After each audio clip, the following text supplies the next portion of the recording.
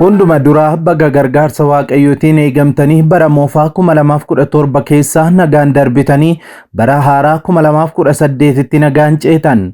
Barri haaraan bara quufaa, bara jaalalaa fi tokkummaa, bara badhaadhinaa nuuf haa ta'u jenna. Oduu ammee guyyaa har'aa Ameerikaa irraa dhaga'ameen gootichi wangeelaa fi namni dargaggeessi qulqullummaa leellisuun jiraachuu waaqayyoo barsiisuu, sodoomotaan mormuu, ulfa baasuus mormuu, jijjiirraa qaama saalaas dogongora ta'uu barsiisuu ajjeefame. Guyyaan har'aa lammiilee Ameerikaa qulqullummaa jaallatanii fi qulqullummaa leellisaniif guyyaa gaddaa cimaati.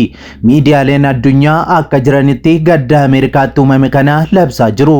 Pirezidaantonni tarreen wal harkaa fuudhanii Ameerikaa geggeessaa turan sadis gaddaa Ameerikaa mudate kanarratti ibsa baasaa miira itti dhaga'ame ibsataa jiru. Ameerikaan dachee abbaan arge keessatti qulqulloota ajjeesuu ta'aa jirti. Dargaggeessi har'a ajjeefame kun qulqullummaa Ameerikaa keessatti gahee guddaa kan taphatee fi qabsoo qeerroowwan Ameerikaa nama dursaa turedha.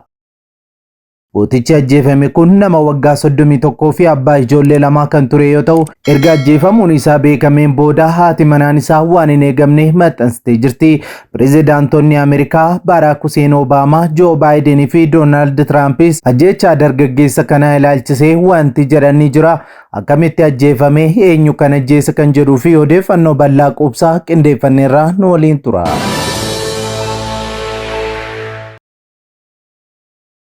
Nagaa faraarri waaqayyoo bakka jirtanitti hunduma keessaniif haa baay'atu. Akkam jirtu daawwattoota Kiristiyaan Miidiyaa. Odeessa wayitawaa yeroo kanaaf isiniif qindeeffannee isin biraan ga'uuf qabannee dhiyaanneerra hamma xumura qophii keenyaatti wajjin turan affeerraa keenya. Yeroo jalqabaaf gara chaanaalii keenyaatti kan dabalamtan subscribe gochuun mallattoo beelii sana fuulduratti isinii dhufu haala tokko tokkoon ol kan jettu rakkaadhaa like share godhaa yaada keessan saanduqa yaadaa keessatti nuu qooda.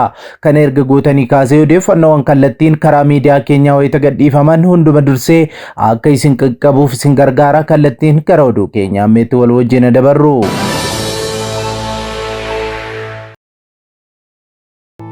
Video kana like gochuudhaan jalqabaa. Addunyaa kanarratti qulqullummaa fi qajeelummaa leelliftu taanaan harka jallootaa fi hogganoota jallootaa bulchaa biyya lafaa kana isa ta'e Diyaabiloosiin adamfamuun beekamaadha. Jalloonni qulqulloota arguu fi jiraachuu isaanii hin barbaadanii. Sababni isaa immoo du'a bara baraa jala lubbuuwwan kumaatamaan lakkaa'aman baraaru waan ta'eef isaan adamsuun wareegu. Ajjeefamuun qulqullootaa barana jalqabee utuu hin taane duriimaa kaasee kan turedha. Keessumaa waggaa 2000 garuu haala adda ta'een cimaa raawwatamaas tureera. Garuu of eeggadhaa. Isaanoo yaa'ii garaa garaatti dabarsanii isin kennu. Manneen sagadaa keessatti sirreebamtu anaaf jettanii fuula abboota biyyaa fuula moototaa dura isin dhaabbattu. Kunis dhugaa isaanittiin ba'a. Duraan dursee wangeelli saba hundumaa biratti lallabamuun hin ta'a. Isaan dabarsanii isin kennuudhaaf yommuu isin geessan isa dubbachuuf jirtaniif dura hin yaadda'inaa. Waanuma yeroo sanatti isiniif kennamu dubbadhaa malee isintu dubbata miti yoo hafuura qulqulluutu isin keessaa dubbata malee jedha. Itti dabalees yommuu obboleessi obboleessa du'atti dabarsee hin kenna. Abbaanis mucaa isaa ijoollonnis warra isaanii irratti ka'anii isaaniin ajjeesisu. Anaaf jettanii hunduma biratti kan jibbamtan hin taatu. Namni hamma dhumaatti jabaatee dhaabbatu garuu hin fayyaa isaaniin jedha. Wangeela Maarqos boqonnaa 13 lakkoofsa 9 hanga 17. Gootichi wangeelaa dargaggeessi waggaa 31 abbaa ijoollee lamaa fi haadha manaa tokko kan ta'e Chaarlii Kirk rasaasa meetiraa 180 irraa garee shororkeessitootaa yookaan leelliftoota Sodoomotarraa itti dhukaafameen ajjeefame. Macaafni qulqulluun akkas jedha. Guyyoota gara dhumaatti yeroon sodaachisaan akka dhufu hubadhu. Namoonni warra ofittoo sassatoo of jajoo afuufamoo arrabsituuwwan warra abboota isaanii fi haadhota isaaniif hin abboomamne warra galata hin qabne warra wanta qulqullaa'aadhaan morman hin ta'u jedha. Waan xuraa baataniitu waan qulqullaa nama baatee jiruu fi nama dhaloota baraaraa jiru kana snaayiperiidhaan meetira 180 irra ta'anii ajjeesanii. Warra jaalala of keessaa hin qabne, warra araara hin jaallanne, warra maqaa namaa balleessan, warra of hin qabne, warra namatti hin madaqne, warra waan gaarii jibban, warra dabarsanii nama kennan, warra of eeggannaa hin qabne, warra of arguu dhabuudhaan of bokoksan, waaqayyoon jaallachuu caalas warra waan isaan gammachiisu jaallatan ta'uuf jiru jedha. Akka bakkeedhaa mul'atutti nama waaqayyoo hin fakkaatu humna isa nama akkasii keessa jiru garuu Hinganuu warra akkasiirraa fagaadhu jedha lammaffaa Xiimotewos boqonnaa 3:15. Gootichi wangeelaa kun nama baay'ee jaallatamaa fi nama ulfa baasuu mormuu sodomummaas mormuu saala jijjiirrachuu cigga'uu fi mormaa ooluudha. Kana malees nama pireezidaantota Ameerikaa biratti dhageettii qabuu fi jaallatamummaa qabu ture. Namni cimaan kun sodomummaa fi jijjiirraa qaama saalaa akkasumas ulfa baasuu nama cimsee mormaa turee fi jiraachuu Waaqayyoo labsuu nama eebbifamaas ture. Inni hin duune bara baraan hin jiraata. Seera Lewwotaa boqonnaa 18:22 caqasuun waggoottan 5 darban kana keessatti yuunivarsiitii bebbeekamoo Ameerikaa keessatti nama waltajjii qopheessuun sodomota qaanessaa warra kaan barsiisaa oolus ture. Maarree erga inni ajjeefameen booda haati manaan isaa Erikaan ergaa akkas jedhu maxxansiteetti. Nuti Waaqayyotti kooluu hin galla. Inni humna keenya inni rakkina keessatti gargaaraa ta'uun isaa beekameera jechuudhaan macaafa faarfannaa boqonnaa 46:1 irraa ergaa jiru maxxansite. Gootichi wangeelaa kun cubbuu mormaa jiraachuu Waaqayyoo fi qulqulluu ta'uu Waaqayyoo dubbataa utuu jiruu galaafatame.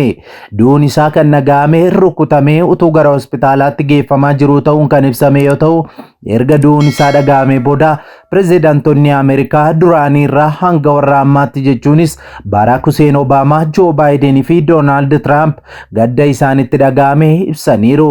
Miidiyaa guddaan addunyaa keenyaa BBC'n ammoo akkas jechuun gabaase. Charlie Kirk dargaggeessa sirna ganamaa leellisuun Ameerikaa guutuutti beekamuu fi michuu dhiyoo Donald Trumpidha. Miidiyaa irrattis nama dhiibbaa uumuun beekamuu fi Trump akka filannoo mo'atuuf shoora olaanaa baateedha jira. Roobii kaleessaa kolleejjii Uttaa keessatti sagantaa karaa dhaabbata isaa Turning Point Ameerikaa jedhamu osoo qopheessuu umurii isaa waggaa 31 ajjeefame. Dhaabbata Turning Point Ameerikaa jedhamu isumatu umurii isaa waggaa 18 hundeesse poolisiin rasaasa itti dhukaafameen ajjeefamuu hime. Donald Trump ajjeefamuu Charliin akka baay'ee gadditti dhaga'ame ibseera.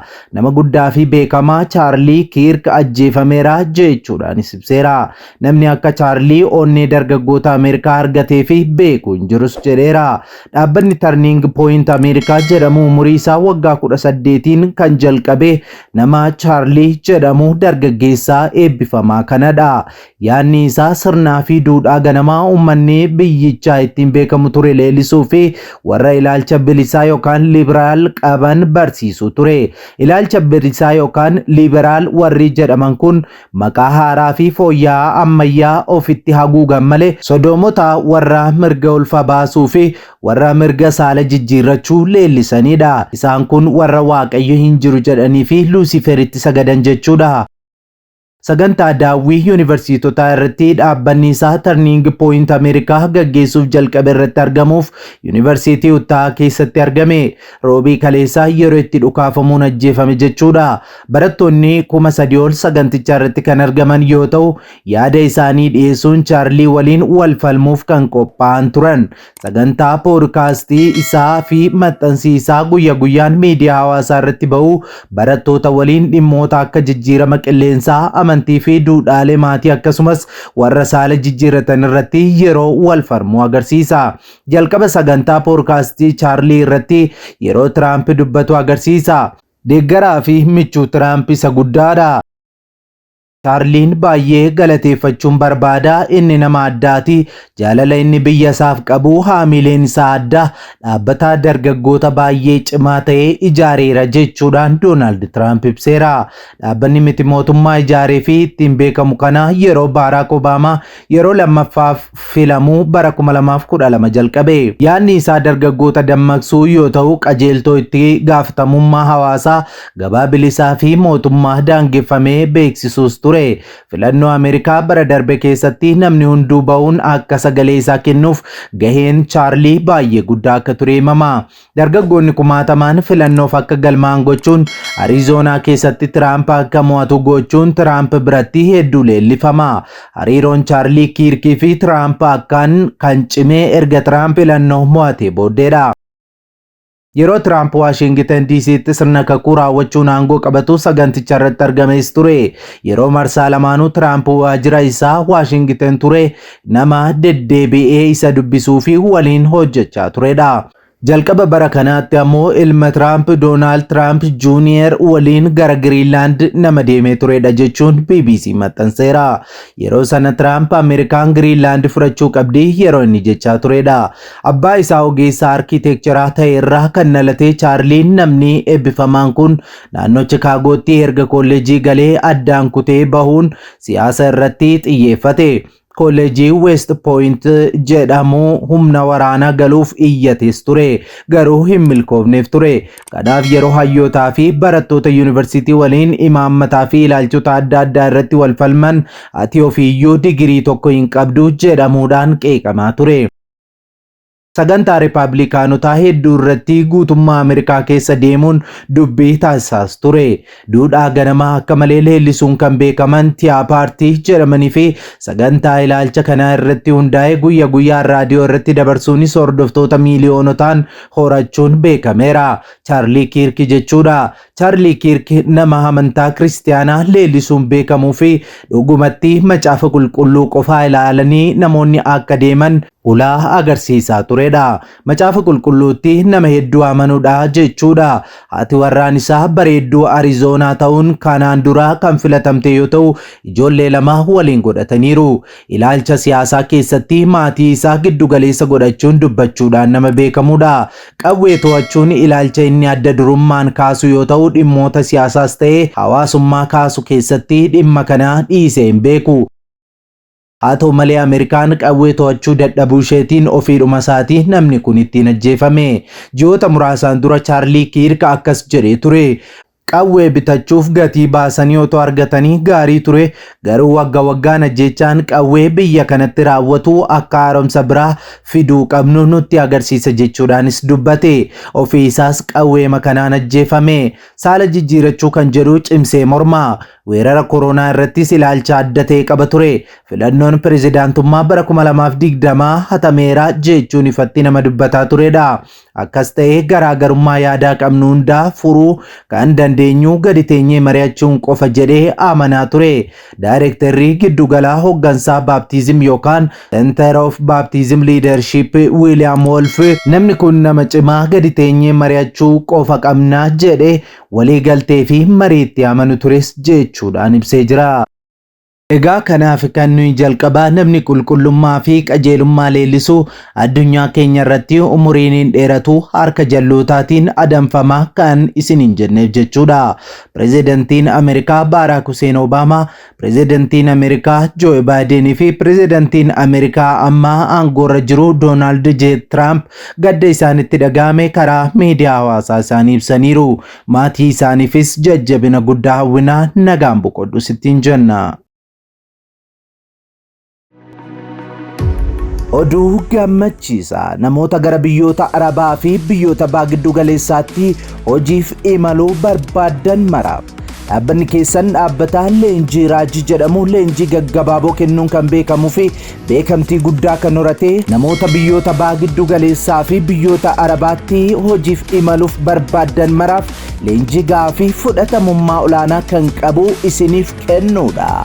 Dhaabbanni kun al takkaatti barattoota baay'inaan 60 ol ta'an leenjisee kan ga'umsu yoo ta'u gosoota leenjii afaan Arabaa fi Ingiliffaa, leenjii tajaajila kunuunsaa, leenjii tajaajila nyaataa fi dhugaatii baagiddu galeessaa, leenjii qulqullina qabinsa manaa fi eegumsaa, leenjii namuusa ogummaa fi jireenya akkasumas baajata qopheeffachuu, leenjii hojii abbootii qabeenyaa fi faayinaansii galmeessuu fi dubbisuutiin beekamtii waajjira mootummaa carraa hojii uumuu Oromiyaa irraa argateera.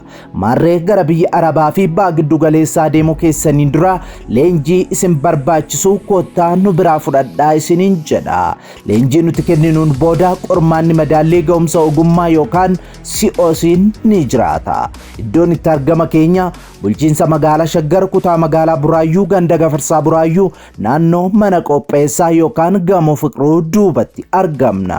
Odeeffannoo dabalataaf lakkoofsa bilbilaa Duwwaa 911 65 46 Duwwaa 966 99 99 14 dabalataan Duwwaa 966 99 98 15 haloo nu jechuu ni dandeessu. leenjii hojii mana keessaa quubsaa utuu hin qabaatin gara biyyoota Arabaatti hin imalina. Dhaabbata leenjii raajii filannoo keessan godhadhaa. Raajii.